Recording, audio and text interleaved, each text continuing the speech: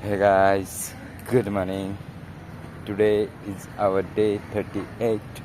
New year, new beginnings, new resolution. और आज हमारा 38वां दिन है।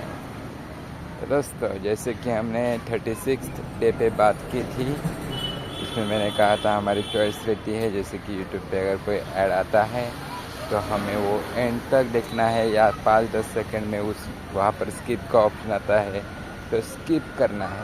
तो एंड तक देखने के लिए अपना टाइम कंज्यूम करना है उसमें, या हमें हमारा टाइम बचाना है, ये डिसीजन हम लेते हैं।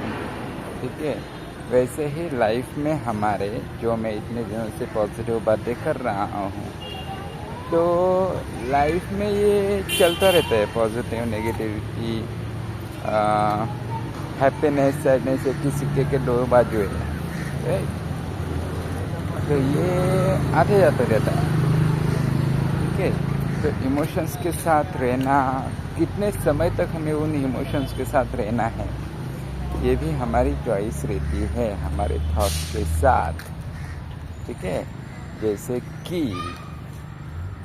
अगर हमें कुछ चीज़ हमने अगर अचीव की है तो हमारा हैप्पीनेस एक पीक लेवल तक जाता है और फिर धीरे धीरे वो कम कम होकर न्यूट्रल में आता है, राइट, कुछ समय में या फिर कुछ दिनों में।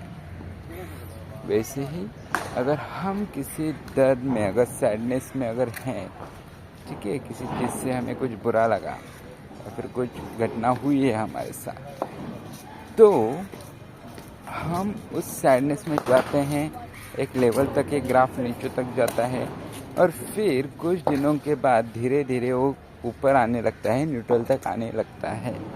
तो ये सब आप सब ने फेस किया होगा, नोटिस किया होगा।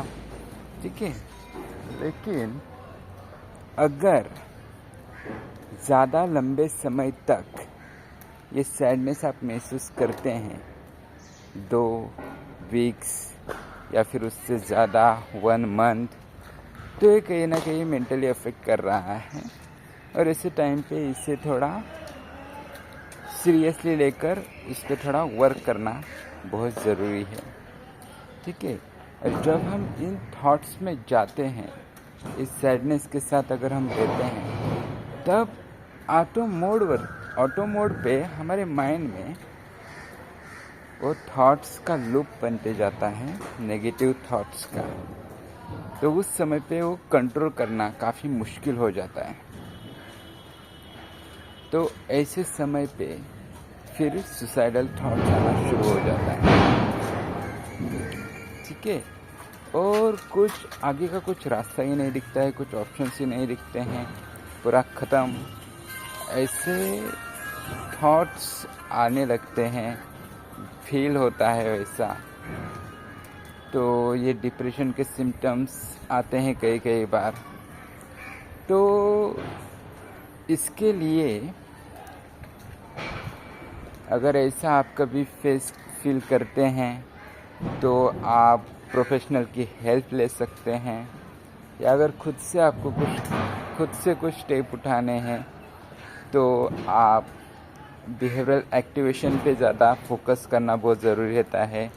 फिज़िकली कुछ वर्क करना, या जैसे कि मॉर्निंग इवनिंग को वॉक करना 1 घंटे तक, और कुछ जो फिज़िकली वर्क कर सकते हैं, घर के कुछ काम करना, तो ये इसमें एंगेज रहना है। अगर ऐसे खुद अकेले बैठे रहने से ये थॉट्स का लूप और ज़्यादा बढ़ते जाता है और स्ट्रांग हो जाता है।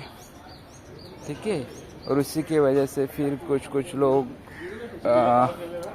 वो स्टेप उठा लेते हैं, फाइनल स्टेप। तो वहाँ तक जाने से पहले ही हमें उसका प्रिवेंशन करना बहुत ज़रूरी रहता है। ठीक है, तो इसके बारे में भी हम आगे डिस्कस करेंगे ही डिटेल में। तो आज के लिए इतना ही। थैंक यू सो मच, मिलते हैं हम कल।